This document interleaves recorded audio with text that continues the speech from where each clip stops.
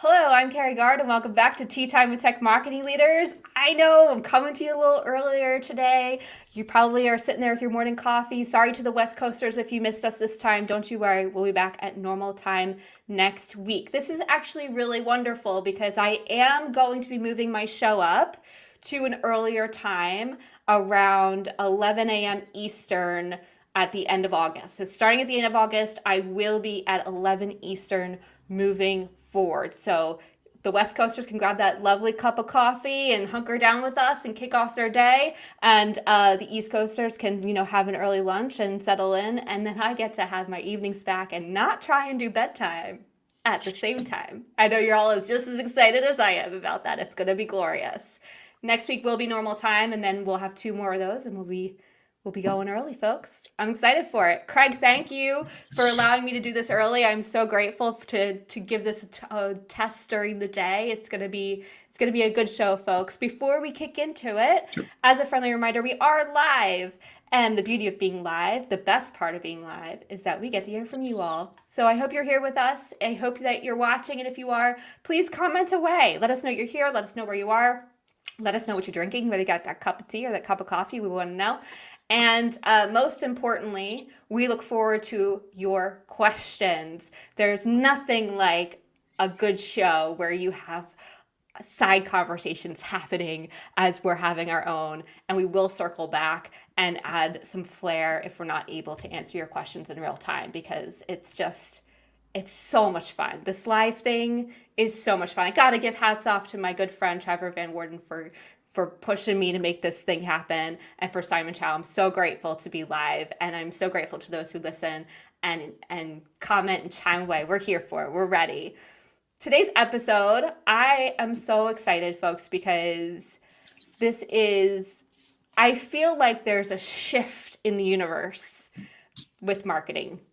And it's getting back to, I don't want to say basics because it's not basic. It's tough stuff, but it's core fundamentals of what makes marketing and sales really work at the heart of it, which is the people aspect and the connection aspect and the coming together piece of it all. And we're going to dive and pull all that apart today with Craig. It's going to be absolutely wonderful. A little bit about Craig before we get started.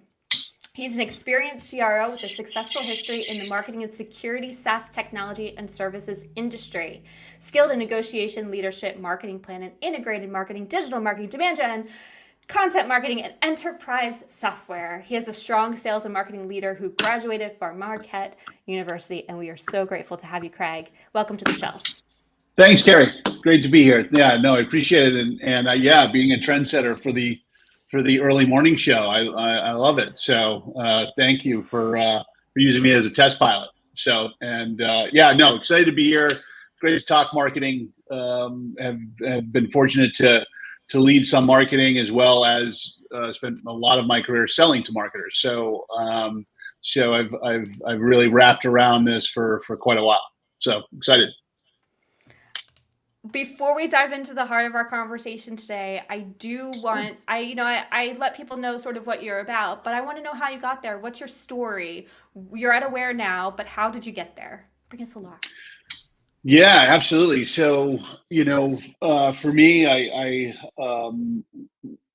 it's how far do you go back?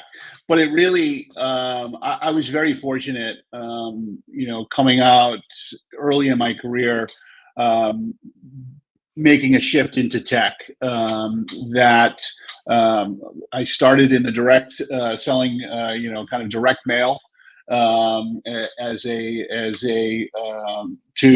to organizations and marketing and things along those lines, and was very fortunate to get involved very early on in the email marketing phase, where it really just kind of came out for the first time, where we could send an email that had images and was colorful, and you could see tracking and see who clicked on it and opened it. All those things that, as a direct marketer, people were trying to figure out for years, right? When's the best time to send? When you're going to get the most open rates? All of those things. And this company called Exact Target, that was part of that organization, and from we were about 15 employees up to when we got acquired by Salesforce. about 11 years afterwards. So went public. It was just a great ride, and was able to really go from working with SMB marketers and small business up to Nike, Citibank at the end of the career, at the end of that kind of run. And so was there, worked in a lot of different areas, and led partnership groups, led direct sales groups, and then international. And as I kind of got into Salesforce and was there for a bit, realized what I really enjoyed was kind of the building process. And so going back to, I would say, smaller, more startup, worked in the app analytics and app marketing or mobile marketing, in the channel marketing space, channel marketing platform 360 Insights, and then made kind of a switch out of marketing or more tech to where I'm at now, is in biometrics, which was just a fascinating industry to me. And so, having spent a lot of time in MarTech, just kind of getting involved in a whole new industry, and something that is to some folks a little bit scary, to some folks really exciting, as well as something that it is continuing to gain momentum, actually much more outside of the U.S. than inside the U.S. Excuse me. I've been very, very fortunate now to kind of be in this industry at a time that is really going through massive change, which also for us, at where I'm, again, I lead, I'm fortunate to lead all of our go-to-market. So great marketing team, great customer success, sales, and partnerships. And this really has been an opportunity to get into new markets, as well as ones that probably everybody thinks of. So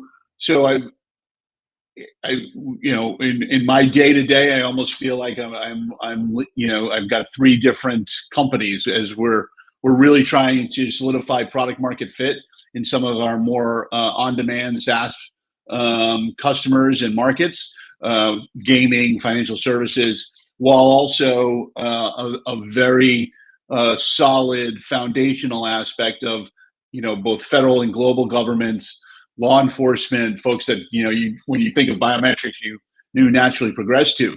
So it's the combining of these two very vastly different industries. How do you communicate to different buyers, personas?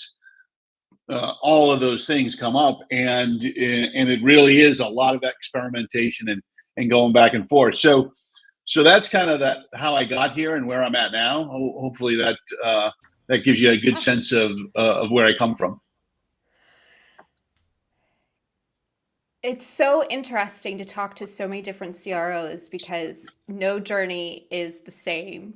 I mean, that's really true for any marketer. No journey is ever the same, which is why I love asking that question to begin with. And for you, it's this lovely juxtaposition of all these different things you've done that are now sort of accumulating in one moment, which is just really cool. You know enough about how all these things work that you have a sense of how they can work better together. And I think that's really what makes a wonderful CRO, is the ability to create that bridge between all these, between the teams, but also the systems and the processes. So that's Exact Target. I remember that. I remember that. What a It's now the Marketing Cloud. Yeah. But my first sales job, where I first started this process, was I was selling ties in Alaska for Nordstrom. So I lived in Anchorage, Alaska. And so I still have things that I take from that experience, because selling a $100 tie in Anchorage, Alaska is still probably one of the most challenging sales experiences I've had. But that's where it started. That was my first real sales experience. And also Nordstrom was just such a trendsetter in how to service customers and how to use a book of business and create relationships. It was really foundational for what I do today. I still carry some of those things, but yeah, it is funny the way that we kind of all find our different paths here. But yeah, if I go back, that's where it all started, and and slowly made it back to the East Coast where I'm at now. So, but yeah, it has actually been a journey, and Exact Target was an amazing ride for such a number of reasons, and the lessons and relationships I've made through that were phenomenal. So yeah, I'm very lucky. That's awesome. That's awesome. Phil Osai, thank you for joining us. It's good to see you on and commenting. We're looking forward to hearing more of your questions as we get into it. Peter Wheeler, as always, grateful you're here. Um, Craig, before we get into our conversation, which I feel like lends itself so nicely to your journey, I'd love to hear what for you at Aware, it is a very interesting industry you're in and definitely cutting edge, maybe even a bit deep tech. Mm-hmm. Um, what's a challenge for you right now? What's feeling hard and in your way of of success? Yeah, the big challenge is that that I think we are really hitting is, and it's probably not much, and this isn't going to be monumental, but the diversification of who we're talking to, and just how wide this goes, and trying to create messaging that is impactful to everyone, right? And so we really kind of have a two stages, right? So first off, it's why biometrics, right? Should I even be using biometrics? It doesn't make sense. Like, we're actually selling biometrics or marketing and messaging biometrics first before we're even talking about Aware, because there is, for folks, there is this kind of almost guttural reaction to, my face is going to be out there in the network, and someone steals my face, there's only one face. So there are these misconceptions of how things are stored, and those pieces that we need to overcome. And then also, it is such a, we have become almost numb to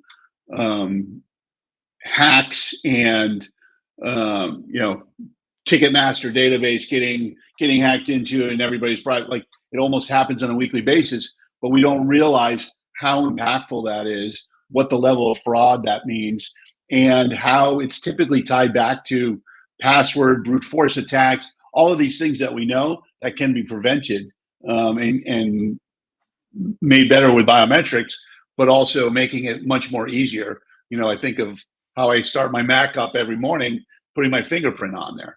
And it is so much easier than trying to remember when did I last change that password, right? And it's a piece of me. So the first challenge that we really have is, okay, talking to an online gaming casino, and then also talking to a government about biometrics and what the difference is and why they should be using it. And then it becomes, okay, how is Where unique? How are we unique? What are we doing that's different? How are we taking on the challenges that people have, or concerns they have about biometrics? So for us, it's really kind of pinpointing that messaging and getting it in front of the right person at the right time. You are definitely not alone in that. I host a monthly meetup for podcast guests, the VIP group. You'll be invited, don't you worry. All And right, last sweet. night we talked about just this, where there's so many different audiences that we need to sort of cater to from a marketing perspective. And one of the things that came up that I thought was really interesting, and I love your take on this, is yes, there needs to be some essence of ABM that happens to help convince, the sort of buying committee within an organization. Um, but there's also this wanting to push to support the person who needs it the most, and then enabling them to go fight for it internally. Um, I also think the other interesting piece that you're bringing up too is when you start fragmenting across different industries and how the messaging needs to change. It's just this like, at what point is when is enough of like fragmenting all of our marketing to try and do too much? And uh, yes, you are. I was a hot topic last night, and you are not alone. It is the struggle. The struggle is real. Of we're all trying to do more with less, especially when it comes to budget. And so the more audiences you go after, the more messaging you're trying to get out there. the more Yeah. fragmentation you're creating, and it's tough. Yeah. Yeah. So for, I know that these are similar challenges, and I really do think that, I think you touched on it when when we started off, was the the network aspect and bringing things smaller. And I think we have been so focused as marketers and sales. Again, I use these things interchangeably. uh, Great marketers are great salespeople. Great salespeople are great marketers, right? They're if you look at these folks They can be. that they absolutely, again, I think that there are, especially with the amount of technology and tools and and content that is out there.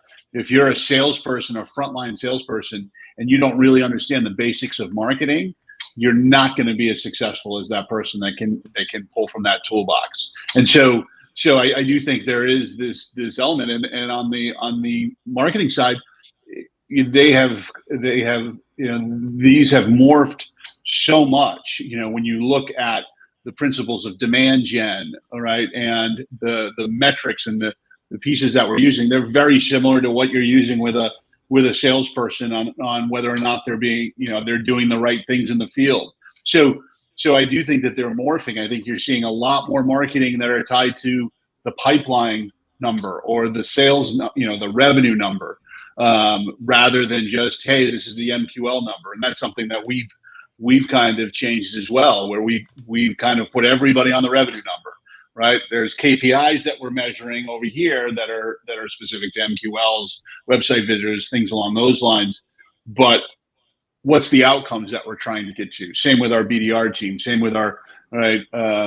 We don't want just meetings. We want meetings that turn into revenue, right? And so how do we? And that might be less, or that might be a different path than what we're used to now. And so that's why this bringing it down to much smaller communities, and that's what we're trying to do.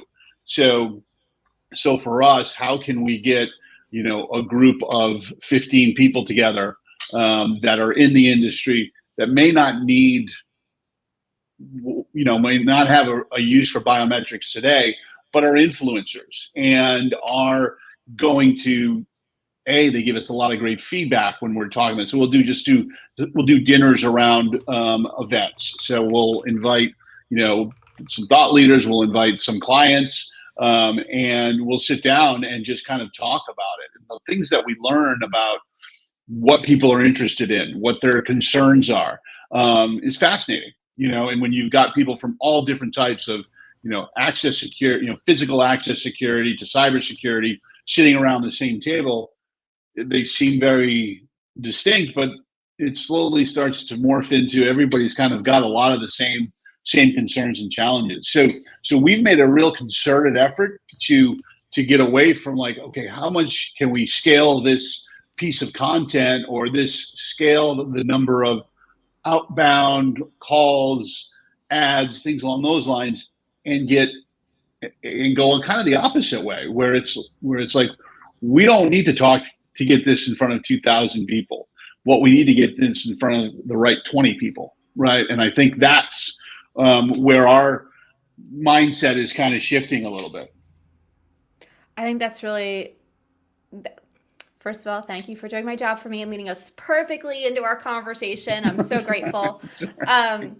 Yeah, no, Sure. so let's talk about the networking piece, because this is where Yeah. we're coming back to. And so just to set the stage for this, I wrote a post last night around the concept of empathy in marketing and how there seems to be this disconnect that's sort of happening, especially when we're tied. This is my own opinion. When we're tied to a revenue number, or we're tied to numbers at all, and we feel like our job is sort of on the line for that, we tend to lose the sense of our purpose and our empathy of, like, why we're even here or doing this thing to begin with. And so Mhm.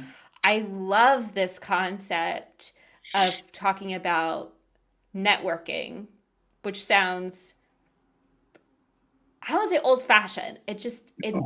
It feels gray and muddy, and like, how does that even work these days, especially when we're remote? And that feels really hard, and that takes I said it in my post for this show, right? It takes time, which no CEO wants to hear. Yeah. Um, but the power of it, of building trust, building empathy, understanding our customer is monumental. So I love that we're going to dive into this, and I'm so excited to hear how your team does it. Before we get there, can you just define Mhm. for our audience like what networking in the sense of sales and marketing, what it means to you? Mm. Wow, that's a good one. Uh, so, and yeah, it absolutely is old school. Like, I mean, it is going back to very early days of sales and like your Rolodex, which is the always the term thrown around. You know, for me, I think it is. You know, I think networking is even though we're using the same term, is very different from the old piece in the way that we view it. And I think when you say the word networking, everyone immediately goes to a name badge right here. I'm at some sort of bar or hotel, Yes. and I'm sitting at a table and I'm just walking around and I'm talking. I don't think that's where we're at. That still happens, but I think network to me today is much more of community, and that is where I think some of the where empathy is a huge player in this, where I don't want to just meet people that the only route is you're going to buy something from me. And I think that is where that kind of old view of networking is like, hey, I'm looking for my next deal, right? And I'm trying to find it. This is much more of I need to learn.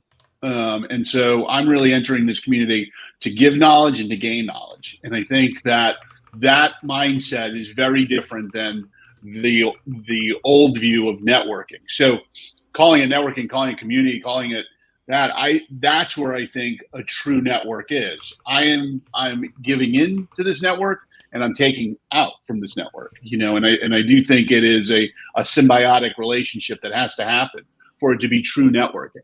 And I think we kind yeah we kind of killed the old networking because it did become very transactional.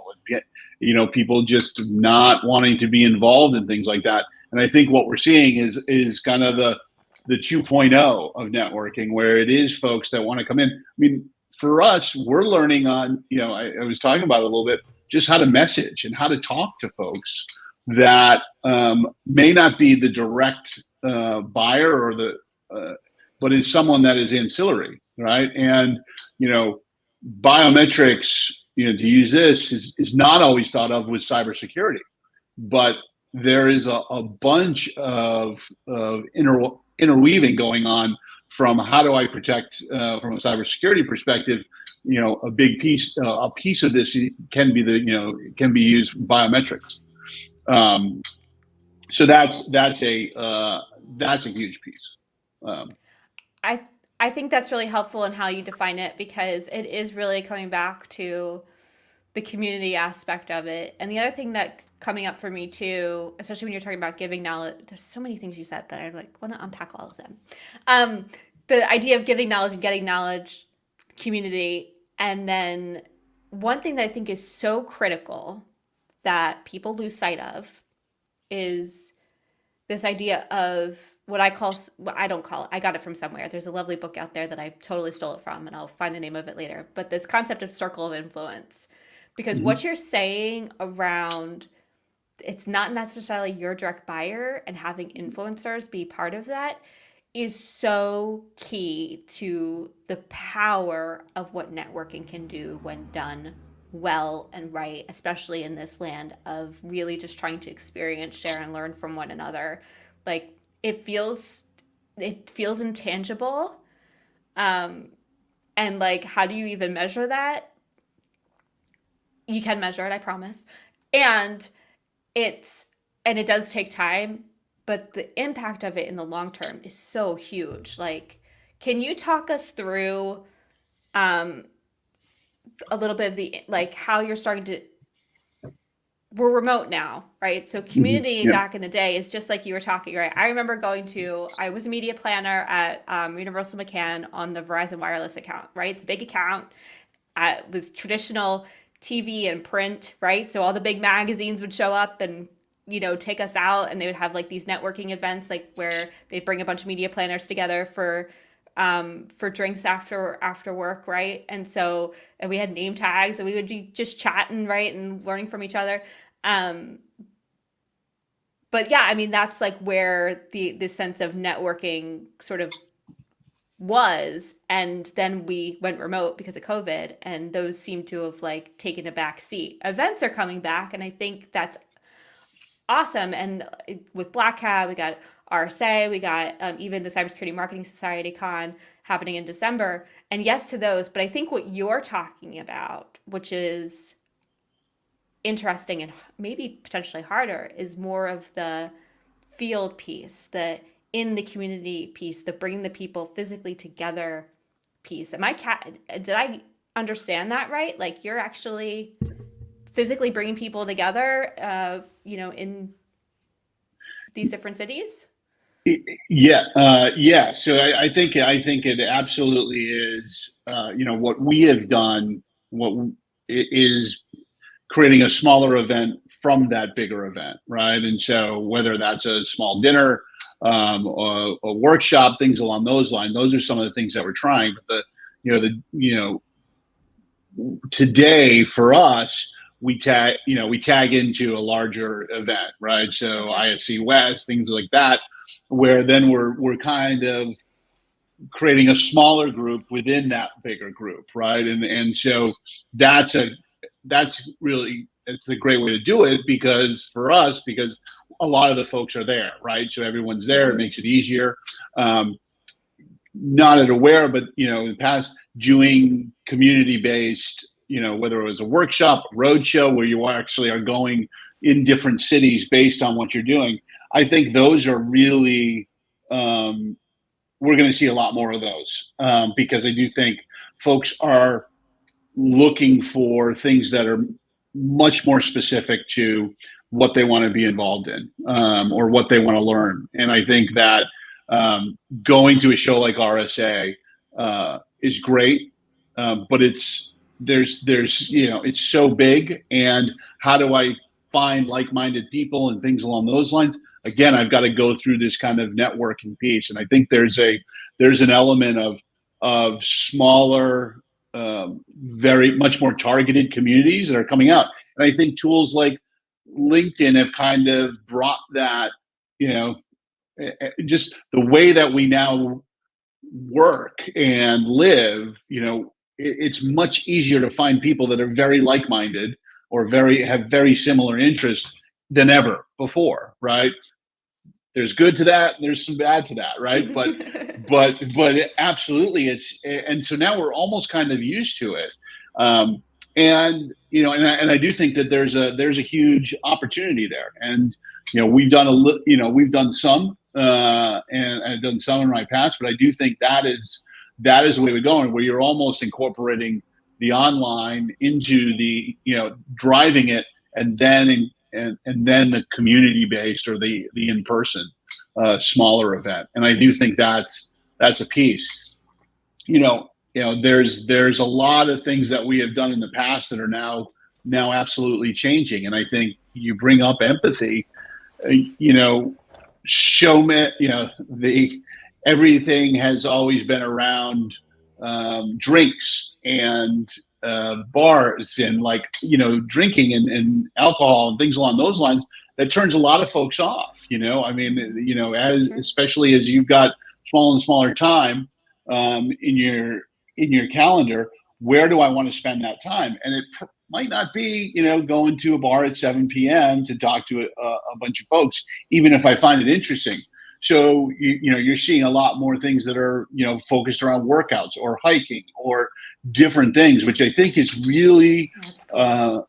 yeah. It becomes one. I think we become more empathetic to the fact that people are want a different experience when it comes to how I interact with folks and how do I meet new folks in the industry or in ancillary industry, and how I do network, right? And I do think that it's a really interesting time to try to be creative about how to network with folks outside of the kind of what we're used to in the old methods. In terms of when you're talking about having all these different audiences, you mentioned part of your challenge, right, is that you're trying to talk to both casinos and banks. Like that's really so when you're talking about the network effect, how are you picking certain events that are happening for these audiences and then going to them that way? Are you pulling like um I imagine at an event like RSA, you do happen to fall into multiple industries, and that makes it a little easier. Is that the case in how you're thinking about it, or is it very much trying to find more niche events around these specific industries, and then going there and then having these creating opportunity for these conversations and networking? How are you thinking about so many different audiences that you're trying to navigate when it comes to Yeah. networking? Yeah, I mean, we really take the shopping mall view of this, right? Where I love that. we have 4 foundational big events that we do that we just have to be at, and I would say that's the 4 big, and then we have all the little shops that are inside of that, and I think that's where the specific niche shows that we do. So that's kind of our mindset is, there's going to be some larger shows that we're going to do that we're going to be at, but then we want to get niche, and we have really gotten much narrower, right? And I think this is again a mindset change of we're used to wanting to go broader. I want to get that funnel super huge to dump everything in, and then I'm going to take it down. But for us, we're trying to get much more narrow, or where we can be, that the messaging can be more succinct, it can be more targeted. We might not need as much personnel. We can have people there that are really passionate about that industry. We've had a bunch of success with folks that come from that industry, whether they're consultants, whether they're contractors that are working with different groups, helping us kind of navigate those waters too, has been an extremely helpful partnership.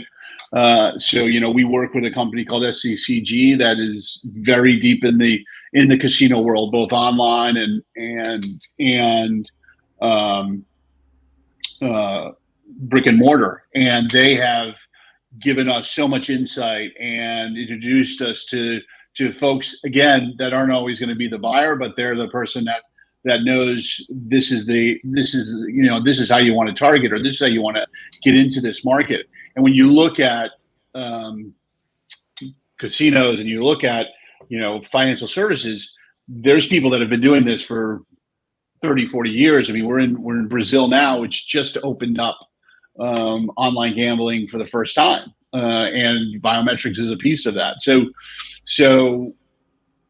to go into that market and try to talk to everybody is really difficult. So we have really tried to narrow our focus down into much smaller events, and then from those events, kicking out even more distinct and smaller events to get everyone together. So yeah, I do think that's a big shift for us as well. I love the shopping mall theory method. Right? I think that's a Yeah. wonderful way. You got Bloomingdale's, you got Nordstrom, yeah. You see, Yeah, and then you have then you have the Hot Topic and this Foot Locker, and then you have like the Spencer middle Gifts, ones. yep. Yes, and then you have the ones in the middle that are more the kiosks, right? So I think Kiosks, that's yeah. a wonderful analogy, and it allows you to then cater to those specific audiences too, which I think is really helpful. In terms of, I want to talk about 2 pieces of to move us through this. One is, I imagine it doesn't begin and end with the networking from a marketing and sales perspective. So how do you build up to the network event, and then how do you follow up afterwards? Yeah, so for us, we do a lot of I would say the standard stuff. Targeted ad buys. Whether it's LinkedIn, whether it's specific PR. So we have a great we work with a great agency that gets us into specific articles or specific topics, and we try to coincide that with the oncoming event, so we can point to it and highlight it. And then post, we have a very specific process on how quickly we want to follow up. I mean, we want to be in touch with folks, within 48 hours, at least kind of getting that initial outreach. We do it. We're very focused on the people that were in the event that met that person are the people that are following up, right? And trying to make sure that we are being really focused on, hey, this is what we talked about. This was, these were some of the things that we were kind of going to pick up later. What makes the most sense. We also try to spin this into, a follow-up webinar. We've had some success with that, where we take content that was there or that was a highlight, again, depending on the event, and try to go deeper with a webinar follow-up so that folks can come in, and we'll invite folks into that. So what we're trying to do is show some value post that isn't just, hey, thanks for coming to our booth. This is what we've, this is what we want to, get in front of you and let's get a meeting done. It's much more of, what's the value we can drive? What can we deliver that's unique? So that's a big focus for us. And also at the event, we really try to be selective about who we're tagging, like for follow-up, because I just just because someone came in and wanted to get a stress ball or something doesn't make them a lead, and I think that's where we've again tried to remove that big funnel and just really focus our efforts, because we're all trying to do more with less, right? And so how do we try to be personal and relevant with all of these people? It's really hard and difficult, and I think it's almost impossible, and so how do we boil it down so that we're really reaching out and being really impactful with the people that make the most sense? And it's not always, hey, ICP or persona. It's many times it's, hey, this was a really good conversation. They were really interested, because most folks aren't coming with, hey, I got to get biometrics in their mindset, right? Like, it is, here's our problem, right? We've got to figure out a different way than using a key fob. Our key fob, people are losing their key fobs, they're being copied, right? How's another way that we can do this? Heard about biometrics. So it's a real, finding the right person, not the persona, if that makes sense. Because, and I'll go back to Exact Target, in our early days, there wasn't an email marketer, right? There wasn't a thing. It wasn't a title. This is again, how far I go back, if it gives you a sense, but that, so it was really, we would go into these organizations, and there's not, obviously now, because everyone uses email marketing, there wasn't an organization that didn't need it. But it was finding that person that was like, I get this. It's new. It's something that I haven't seen a lot of people doing, but I'm going to take this. I'm going to kind of carry this flag through this organization, because I think this is something that can be really powerful for us. And that is really hard to put on a persona map and say, this is their title. This is what they look like. These are those things. It is typically, it can be very random. And so I think that's also the mindset and the context that we want to bring into it, is that this person may look completely different from the person that we sold to before or marketed to before. Yeah. It always comes back down to more about the company, like the types of companies that this would work for, like you mentioned, in terms of industries and interest, right? So bringing up a really interesting topic around the power of biometrics, what biometrics is, because I loved what you said too early on in the conversation around messaging and how it it's so hard right now because you actually have to teach people about biometrics before you can even teach them about Aware. I'm having a similar challenge with one of my, I'm a fractional marketing leader at it's microfusion reactors. They are building Wow. microfusion reactors, right? And there's tons of misconceptions around fusion and getting it tied up with fission and how much energy and effort it takes just to decouple that first to then get to what this company is doing, why they're doing it differently, and why it's so well. That's also really powerful and interesting. So I feel you.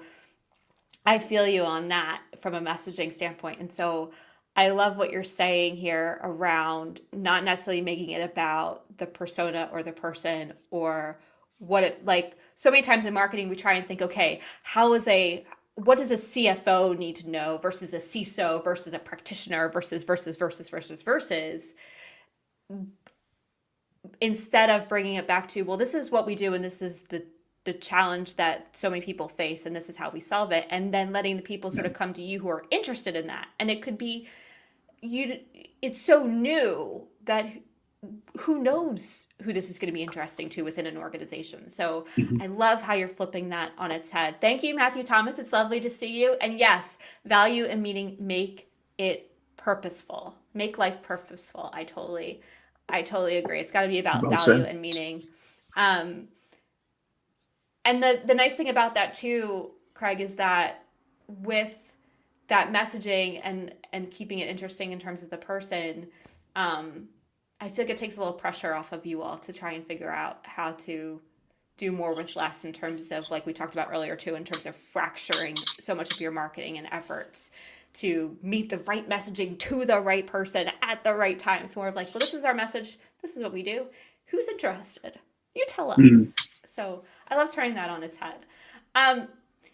In terms of networking and events, I have to imagine, I haven't done many of these, but I have to imagine the cost lift that comes along with this. So when we're talking about revenue and we're talking about making this measurable and coming back to ROI, I can't imagine you wouldn't keep doing it if there wasn't revenue impact. So can you help us understand how you're, I don't want to say like convincing people inside of like why this is working, but essentially, I mean, that's half the job of a marketing leader or a CRO or even a sales VP is like half the job is just convincing people that the work you're doing is making a revenue impact. Yeah. So from an event standpoint, how are you measuring its impact and what kind of ROI are you seeing from this? Yeah. Yeah. So we take a view. We look at the same stuff that I think probably everybody does, right? So what opportunities, what meetings, how many meetings, leads, all those things that come out. For the events. I think what we have done is restructured our spend and our focus, right? And so we're not in a place where we can go out and say, hey, we need another $100,000 to do this. It's okay. How do we get $100,000 to do this? And I think that's the mentality that I bring. So and then our team brings is, okay, we're doing all these big events. This is a good example. If we cut half of these big events and instead, still go to these events, but we're creating a very smaller event, like a dinner,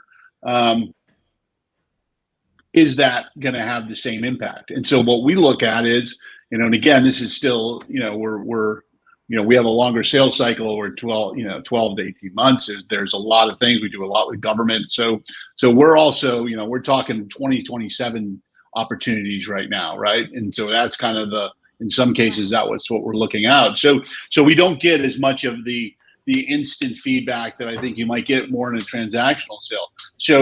So I think also that helps with our organization is that they understand this is a longer sale.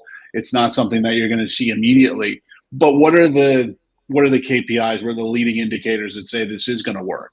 right? And I think it's, what coming out of it, what is what are the opportunities, or where are we getting connected? And we have been really fortunate to see that, when we do these dinners, over 90% have a follow-up meeting and some sort of reconnection, meaning, and again, when we go into these, for these dinners, we are not talking about Aware, right? They obviously know who Aware is. We are having like, if you got 15 friends together and that we're all in the same kind of industry, if they're all in security, what are they going to talk about, right? And you throw a little wine in there, right? Like, what's it really going to be? And, and the feedback has always been like, this is not what I expected. Like, I kind of expected for the CRO to stand up and start pitching it Aware for the first 15 minutes before anyone could get anything to eat, and then to really kind of direct it. And it's really just letting that conversation flow. So we are looking at today, like, what are the follow-up meetings? How are those? What are those leading to other meetings and opportunities that are created? And so for us, what we're looking at is the impact of those. And I think that again, this is about we're about a year in. The initial impact is really strong. So that's what we're looking at. Now, are they going to all turn into opportunities tomorrow? I think we have an understanding that they're not, right? But it is that sphere of influence that you brought up, right? Well, as our network grows and as we add folks that now equate Aware with like someone that is really just trying to have a conversation about biometrics and how it can impact my industry, is a very different feel, right? And so we go back to marketing its core, like what does your brand make me feel, right? And that is what we're doing on a much smaller basis. So for us, that impact is driving it, and we actually also incorporate technology. So we use a platform called Comsor. And what Comsor does is help you kind of lay out all of the relationships that you have, and everyone in our company is connected to this, so everyone can see who they're connected with, and then it kind of gives a rate of really close to hey, we're connected on LinkedIn, we've never ever connected outside of that. So because what we know is that when someone is going to buy, they're going to reach out to someone in their network, right? Mm-hmm. That network could be, a family member. That network could be someone, hey, I'm looking in the biometrics world and I just pull up my LinkedIn and I know 3 or 4 people, or I know someone that did that in the past. So how can we try to make that more scalable and, almost crowdsource within our company the relationships that we have? And so that's where we're kind of combining this technology of, hey, how can we try to scale this into, everybody's network? And I think, and again, we've seen some really impactful results, because our networks are bigger than I think we even realize. And I think that is what this has really shown everyone in our organization. I think that's so cool to see. I've heard of Comsor. I've never, I wasn't quite sure of what it could do. So that's wonderful to think about our greater impact as an organization of each of us and who we're connected to. That's really cool. I'm going to go check that out. But I so love what you're saying, Craig, and I love the approach you're taking. It is a long sales cycle. There's a lot of convincing that needs to happen here with such a new technology, and taking the time and the moments to create impact with your network and awareness around Aware in such a wonderful and empathetic way, I think is just what we all need right now. I think we're all craving connection, and this is the time for this approach, and I so love it. How should, as a last sort of moment for people, sure, where would you tell people to start if they're listening to this and they're like, oh my gosh, I want to do this, but oh my gosh, it feels really big and really huge and really scary?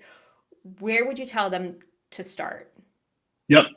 Easiest place is take the conference that you do the best at, right? Where you probably have a good amount of personnel, and spin off a dinner tied to that event, and really use the focus that you would typically use, the resources, whether it's BDR, salespeople, whatever, to drive people to that dinner instead of, hey, stop by the booth, let's meet, right? Those should absolutely happen. But the core of the messaging and the resources, and again, it's an experiment, right? So do it, at a couple of events and see if you can get 15 folks in the room. And again, you can use personas. You can use, like, it's not to say that you're throwing all this out, but pulling in people doesn't have to mean that they're customers, doesn't have, partners. Mm-hmm. Like, it's a mix. So maybe have one or two customers, but really try to pull in people that maybe are very, could be ancillary and not exactly direct buyers, and pulling them in. And really being disciplined with bringing in 2 or 3 people from your organization and having a discussion. Like, the discussion should be led, and it should be around, you don't want to sit there and talk, sports for an hour, right? But like, it really should be trying to get everyone engaged and getting people to talk about, and again, we did one, and again, we spent most of the time just talking about security with RFID devices and what that's going to mean and how that leads into privacy, right? And so we hardly even talked about biometrics at the end, but it was such an engaging conversation. So I would really just kind of take an element of, like, if I was going to put together a really good dinner party, right, and I wanted to make it, like, take that mindset. I think that's the type of mindset that people will gravitate towards, because every one of these that we've done, every person has said, I would come again. Heartbeat, this was great. And I think that's really, really unique to hear that, because they're not going to say that when they come to your booth, right? I mean, it's a very different. So that's where I would start, because you at least know that you're going to have some connection. You're going to have people that are in that place. They don't have to travel. They're already going to be there, and trying to find that spot for them to do it. And and again, put in, some metrics, and put in some, the amount of people, the follow-up, how that's all going to work. But yeah, I would definitely start there. So good. Craig, thank you so much. I'm so grateful for this conversation. I'm so grateful to know how to start this, because I totally believe in the circle of influence and the power of it, especially if you can take the time to build it so thoughtfully, to build trust and empathy with your customers. This is absolutely the way to do it, both directly and indirectly. So thank you so much. And thank you to our listeners. Thank you to those who showed up, Peter, Matthew. I appreciate you all. This episode is brought to you by MKG Marketing, the digital marketing agency that helps complex brands like cybersecurity get found via SEO and digital ads. It's hosted by me, Carrie Gard, CEO and co-founder of MKG Marketing. Production done by the lovely company of Snappy. And if you'd like to be a guest, I'd love to have you. DM me. Let's hang out. Craig, thank you again. Thanks, Carrie. This is great. Great to chat. Take care.